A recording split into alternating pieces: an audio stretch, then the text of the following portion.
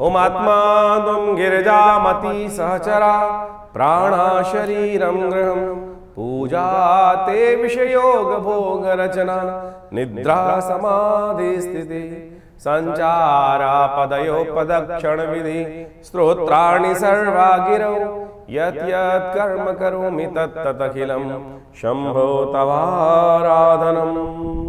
नमस्कार, स्वागत है आपका आचार्य वाणी में। मैं आचार्य डॉक्टर विक्रमादित्य आपके साथ हूँ। आज का विषय है कुंभ राशि वालों के लिए ग्रह नक्षत्रों का योग किस प्रकार का रहेगा। 16 तारीख सोमवार का अवसर, पंचमी तिथि विद्यमान है और इस दिन ग्रहों का योग आपकी राशि के दृष्टिकोण से जो बना हुआ है, थोड़ा ध्यान योग देने वाली बात है। दिन थोड़ा भारी दिखाई देता है, चाहे वो स्वास्थ्य हो, चाहे वो खर्चे हों, चाहे वो आपके लाभ की स्थिति हो। इसलिए जो भी कार्य करना है थोड़ा सावधानी के साथ ध्यान रखते हुए कार्य करना है। बुद्धि यदि हमारी साथ नहीं दे रही है तो किसी ज्ञानवान व्यक्ति का सहारा लेते हुए कार्य करने का आपको प्रयास करना चाहिए। सोमवार का अवसर है, इस दिन पंचक भी आरंभ हो रहे हैं, ध्यान रखिएगा। ऐसे में पंचक में कहा जाता है कि जो विशेष कार्य हैं, दाग इत्यादि कार्य, तृण एकत्र करना, घास फूस एकत्र करना, लकड़ी एकत्र करना और साथ साथ छत डालना, ये सब कार्य बंद होते हैं, ध्यान रखना चाहिए। इस दिन बुध महाराज थोड़ी आपकी सपोर्ट कर रहे हैं। बुध महाराज इस दिन बृहस्पति के नक्षत्र में प्रवेश करेंगे, पुनर्वसु नक्षत्र में। वो कहीं ना कहीं उपयुक्त है आपके लिए और वो वहीं बैठे हुए हैं, उदय स्थिति में बैठे हुए हैं। वो आपके लिए सहारा बनकर तैयार है। तो ऐसे में कोशिश करें, आप सबसे श्रेष्ठ रहेगा दही के द्वारा भगवान शिव का अभिषेक करें। ये आपकी बहुत सारी समस्याओं को ठीक करने के लिए लाभ देगा। और जो आपके ग्रह नक्षत्र बन रहे हैं, परिवर्तन का योग बना रहे हैं, वो आपके लिए खास तौर पर उससे परिवर्तन का योग बनेगा आपके लिए। और दोपहर के बाद कहीं ना कहीं स्थितियों को परिवर्तन करने के योग अवश्य बनते दिखाई दे रहे हैं। सुबह थोड़ी हल्की, दोपहर तक अच्छे लाभ प्राप्ति के योग संकेत बनेंगे। नया हिम्मत आपके अंदर जागती दिखाई देगी। 17 तारीख मंगलवार का अवसर, षष्ठी तिथि इस दिन विद्यमान है। ग्रह नक्षत्र आपके लिए कई मामलों में पॉजिटिव हो रहे हैं और विशेष तौर पर नया विचार आपके मनोमस्तिष्क में नया रास्ता दिखाने के पूरी तरह से तैयार है। 2 दिन पहले जो स्थिति थी उससे बिल्कुल उलट स्थिति आपके लिए बनती दिखाई दे रही है ग्रह नक्षत्रों के दृष्टिकोण से। लेकिन ध्यान रखना, इस दिन भद्रा है, तो भद्रा का जो योग बन रहा है वो है दोपहर के बाद। लेकिन सुबह रवि योग है, नए कार्यों को आरंभ करने के लिए दिन अच्छा है। लेकिन दोपहर के बाद वही योग जो है भद्रा के साथ युक्त हो जाएगा, तो फिर उस समय में नए कार्यों को आरंभ नहीं करना चाहिए। यानी 2:45 से पहले नए कार्य आरंभ करने हो तो रवि योग का लाभ ले सकते हैं। मंगलवार का दिन है और देखिए आपकी राशि के दृष्टिकोण से आप जान लीजिए, क्योंकि 7:30 का अंतिम भाग है, तो ऐसे में सुंदरकांड का पाठ, हनुमान चालीसा का पाठ, हनुमान जी का पूजन का काम अवश्य आपको हर मंगलवार, हर शनिवार को करते रहना चाहिए। ये आपके लिए कहीं ना कहीं हनुमान जी की कृपा से लाभ प्राप्ति के योग बन जाएंगे। क्योंकि कहा गया है, और देवता चित्त न धरहि हनुमत से ही सर्व सुख करें। हनुमान जी की कृपा से आपके लिए कहीं ना कहीं लाभ के योग बनेंगे। 18 तारीख बुधवार का दिन, सप्तमी तिथि विद्यमान है और इस दिन ग्रह नक्षत्रों के दृष्टिकोण से आपको समझना चाहिए आपके ग्रह नक्षत्र क्या कह रहे हैं। आपके ग्रह नक्षत्र दिखा रहे हैं कहीं ना कहीं पॉजिटिव रिजल्ट्स रहेंगे आपके लिए। और ऐसे में गज केसरी योग पूरी तरह से बना हुआ है आपकी राशि में और ये गज केसरी योग आपको लाभ देने के लिए पूरी तरह से तैयार है। थोड़ा सा एक काम करें, पीले पुष्प भगवान गणेश को अर्पित करें, थोड़ा हल्दी युक्त जल से स्नान कर लीजिए। हो सके तो भगवान शिव पर थोड़ा दूध अर्पित करने का प्रयास करें। कालाष्टमी है, ये आपके लिए बड़ा सुंदर योग बनाएगी। वहीं बात कर लेते हैं 19 तारीख की। ग्रह नक्षत्रों के दृष्टिकोण से योग जो बन रहे हैं वो आपके लिए आशीर्वाद से मेवा देने के योग बन रहे हैं। थोड़ा विनम्र होइए, बड़े लोगों का आशीर्वाद लेकर काम करने का प्रयास करें। लेकिन शनिवार के साथ चंद्रमा युति होने के कारण से थोड़ा सा स्थिति आपके मनोमस्तिष्क में अहंकार युक्त हो जाएगी किसी के सामने। ऐसे में योग दिखाई दे रहे हैं कि जितना माता पिता गुरुजन का आशीर्वाद देकर काम करोगे उतना बढ़िया आपके लिए लाभ मिलेंगे।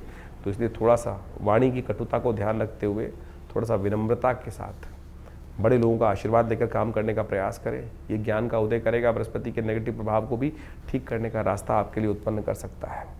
20 तारीख का दिन शुक्रवार का दिन है और विशेष तौर पर धनु राशि, कुंभ राशि वालों को समझ लेना चाहिए कि उनकी राशि के दृष्टिकोण से योग बन रहे हैं जो विशेष तौर पर आपके लिए इच्छाधारी योग हैं। ध्यान रखना, विशेष तौर पर जितनी कन्या पूजन, जितना सेवा करेंगे उतना बढ़िया लाभ के योग बन सकते हैं। सर्वार्थ सिद्ध योग बना हुआ है, नए कार्यों को आरंभ करने के लिए दिन अच्छा दिखाई देता है। तो अभी आपने ग्रहों का विभिन्न प्रभाव आपके जीवन में आपकी राशि के अनुसार से क्या रहेगा ये समझा।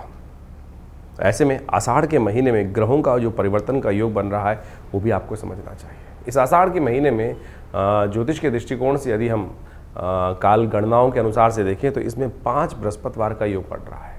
और 5 बृहस्पतिवार का योग जो होता है वो विशेष तौर पर बड़ा शांत योग नहीं माना जाता। अहम की लड़ाई कई बार मैं बड़ा या मैं बड़ा इस प्रकार का इस स्थिति बनती रहती है। और इस अहम की लड़ाई में इस वक्त ग्रह योग का प्रभाव दिखाई देता है। शनि और मंगल का जिस प्रकार का प्रभाव परिवर्तन के अनुसार से बन रहा है, वो युद्धकारक ग्रह बनता दिखाई दे रहा है, द्वेष का, संघर्ष का योग दिखाता है। इसके साथ साथ मंगल भी ग्रह परिवर्तन की तरफ गए। मंगल सिंह राशि में जब प्रवेश किए और साथ साथ केतु के साथ उन्होंने युति बनाई। ये युति भी विशेष तौर पर बाजार के अंदर तेजी का रुख लाती दिखाई दे रही है। तो ऐसे में ये तेजी का रुख पहले से यदि समझ में आ जाए तो उससे व्यक्ति लाभ लेने का प्रयास करता दिखाई देता है। ग्रह नक्षत्र दृष्टिकोण से बाजार का रुख, हर चीज़ के रुख को हमें समझते हुए कार्य करने का प्रयास करना चाहिए।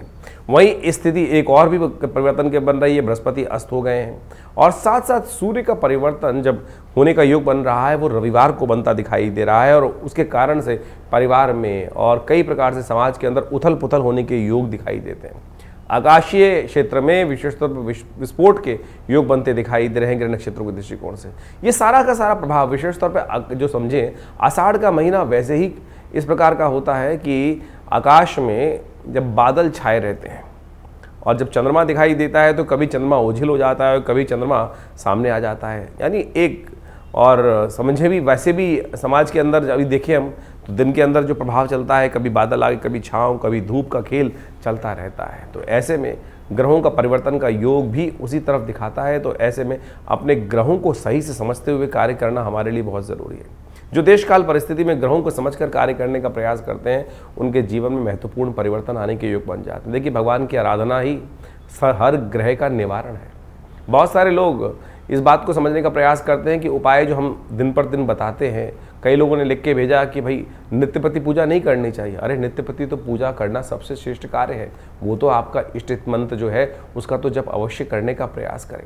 लेकिन कई विशेष मुहूर्त बनते हैं पौराणिक कालों में, पुरानी गणनाओं के अनुसार से, पुरानी कथाओं के अनुसार से कुछ दिनों का, कुछ विशेष योगों का विशेष महत्व बताया जाता है और उस विशेष महत्व में कुछ स्पेसिफिक जो मंत्र हैं, जो उपाय हैं, यदि उनको कर लिया जाए तो वो कई गुना अधिक प्रभाव दिखाई देते हैं।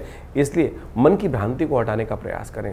कारण और निवारण दो एक ऐसी चीज़ें हैं जिनको जानकर, जिनको समझकर हम अनेक प्रकार के जीवन के कष्टों को दूर कर सकते हैं। निवारण तो परमात्मा का नाम ही है। अब उसके लिए विभिन्न माध्यम हैं, विभिन्न प्रकार हैं। जिस प्रकार भी आपका मन जहाँ पे ठहर जाए, ये मन बड़ा विचित्र चीज़ उत्पन्न करता है। मन कभी ठहरता नहीं है। मन एक क्षण में कहीं और पहुंच जाता है, एक क्षण में कहीं और पहुंच जाता है। कई बार तो मन की आशंका इस प्रकार से होती है कि परमात्मा पर भी हम शंकाएं उत्पन्न कर देते हैं कि परमात्मा कार्य करेगा कि नहीं करेगा, सुनेगा कि नहीं सुनेगा। और यही शंका जो है वो हमारे कर्म का जो फल है वो हमें को प्राप्त होने से रोक देती है। तो इस बात का हमें ध्यान रखना चाहिए। परमात्मा पे पूर्ण विश्वास, जो कर्म कर रहे हैं उस पर पूर्ण विश्वास, दृढ़ विश्वास। यदि मन में दृढ़ विश्वास होगा, श्रद्धा होगी, तो आप समझें एक छोटा सा कार्य भी, हरिनाम भी आपके जीवन में समस्त कष्टों को दूर करने का योग बना देगा। कहा जाता है ना, एक घड़ी आदि से पुनियाद, तुलसी संगत साथ की हरे कोट अपराध। लेकिन वो कब होगा? जब मनसः वाचा कर्मणा तीनों रूप से देहात्म बुद्धि से रहित होकर उस परमात्मा की शरण में जाकर एक बार हरिनाम का वो स्मरण करेंगे। तब हम उस हरिनाम के स्मरण को किस प्रकार से करने का प्रयास करते हैं, जो भी कार्य कर रहे हैं। वैसे तो कहा गया है कि 24 घंटे अहर्निश उस परमात्मा का नाम लेने का हमें प्रयास करना चाहिए। लेकिन कई बार तो क्या होता है, स्थिति ऐसी होती है कि बहुत सारे अलग अलग भाव मन में चल रहे होते हैं। लेकिन यदि ये स्थिति बन जाए कि हम 24 घंटे परमात्मा का नाम लें, तो हो सकता है कोई एक क्षण तो ऐसा आएगा कि जब पूर्ण निष्ठा के साथ उस श्री हरि के चरणों में हमारा मन लगा होगा। और जब वो क्षण आ गया तो समझें कि जितनी मेहनत 1.25 लाख, 2 लाख, 5 लाख मंत्र जप करने का प्रभाव 1 सेकंड में आपको प्राप्त हो जाएगा। तो इसलिए भारतीय संस्कृति में ज्योतिष विज्ञान में कारण और निवारण दोनों को मार्ग को प्रशस्त किया गया है। कारण जाना जाता है ग्रहों की गणना के अनुसार से, अनुभव के माध्यम से, और उपाय किए जाते हैं जिस प्रकार से भारतीय संस्कृति में ज्योतिष के अनुसार से बताया गया है। सबसे श्रेष्ठ उपाय जो बताए गए, मंत्र जप, यज्ञ, दान, यही सबसे श्रेष्ठ उपाय है। आप इसको अवश्य करने का प्रयास करना चाहिए। और आज हम विशेष तौर पर बहुत सारे अलग अलग प्रकार के उपायों को हम समझाने का जो प्रयास करते हैं, सत्य रूप में काम करता है। अभी एक व्यक्ति हमारे पास आया, बहुत परेशान था कुछ वर्ष से और उसके कष्ट दूर हो नहीं रहे थे। तो हमने विशेष तौर पर एक अनुष्ठान, जिसको हम बहुत मुश्किल से लोग लगातार लगे रहते हैं कि कोई भगवती बगलामुखी का अनुष्ठान कर दीजिए, ऐसा कर दीजिए, बहुत जब आवश्यकता होती है तब करने की ज़रूरत बनती है। और जब किया जाता है तो वो कई प्रकार के कष्टों को दूर करने के योग बनाता है। तो आप समझे, ये मंत्र जप इत्यादि, मुहूर्त इत्यादि बिल्कुल विशेष हैं। तो अपने देश काल परिस्थिति को समझते हुए, ग्रहों को समझते हुए सही रूप से करने का प्रयास करें, तब जाके जीवन में उन मंत्रों का प्रभाव आपको स्वयं देखने को मिलेगा। तो ये छोटे छोटे उपाय जो हमने आपके समक्ष रखे, आशा करते हैं इनको आप अपने जीवन में उतारेंगे। और शंकाओं का निवारण करने के लिए आप हमारे इस चैनल पर जाकर अपने प्रश्नों को भेज सकते हैं। हम प्रयास करेंगे उन सब प्रश्नों को व्हाट्सएप के माध्यम से जो नंबर आते हैं फ़ोन, उनको अवश्य जवाब देने का प्रयास करें। इसके अलावा पहला रविवार जो हमने विवेकानंद योगाश्रम में रखा हुआ है, वो इसीलिए रखा हुआ है यज्ञ के बाद। वैसे तो हर रविवार को बड़ा प्रोग्राम होता ही है, उसमें यज्ञ में आप ध्यान साधना इत्यादि में माँ भगवती का दर्शन करने के लिए आप आ सकते हैं। लेकिन पहले रविवार में एक प्रश्नोत्तरी का कार्यक्रम भी रखते हैं, समागम भी रखते हैं। आप वहाँ आकर अपने प्रश्नों का निवारण रविवार को सुबह 8 बजे से लेकर 10 बजे के बीच में भी आप कर सकते हैं। और हमसे मिलने के लिए कोई बहुत बड़ी जद्दोजहद नहीं करनी, आराम से आइए। विवेकानंद योगाश्रम दिल्ली में आपके तमाम प्रश्नों का जवाब भी देंगे, और बहुत सारे और भी जो मन में शंकाएं चल रही हैं अध्यात्म के प्रति, उनके सबके लिए भी बहुत सारे कार्यक्रम समय समय पर चलते रहते हैं, उनसे हम आपको अवगत कराते रहते हैं। आशा करते हैं आप विवेकानंद योगाश्रम में आकर, बहुत सारे और भी कार्य चल रहे हैं। आपकी सूचना के लिए हम बता दें, यहाँ विवेकानंद योगाश्रम में एक हॉस्पिटल है बड़ा, योगा प्राकृतिक चिकित्सा आयुर्वेद का हॉस्पिटल है, और वहाँ नित्य प्रति बहुत सारी व्यवस्थाएं भी रहती हैं। और अभी विश्व योग दिवस के अंतर्गत पूरे जमुना पार में सबसे बड़ा कार्यक्रम भारत सरकार के साथ मिलकर, आयुष मंत्रालय के साथ मिलकर किया जा रहा है, जिसमें 15,000 आदमी एक साथ मिलकर योग करेंगे। 21 तारीख को आप भी उसमें भी यमुना स्पोर्ट्स कॉम्प्लेक्स में एक कार्यक्रम रहेगा, आप उसमें भी सादर आमंत्रित हैं। सुबह 6 बजे से लेकर और करीब करीब 9 बजे तक ये कार्यक्रम रहेगा जमुना पार में, यमुना स्पोर्ट्स कॉम्प्लेक्स में। उसमें भी आप आकर हमारे साथ पूरा स्वस्थ भारत के निर्माण के लिए सुंदर योग का कार्यक्रम में भाग ले सकते हैं। धन्यवाद, नमस्कार।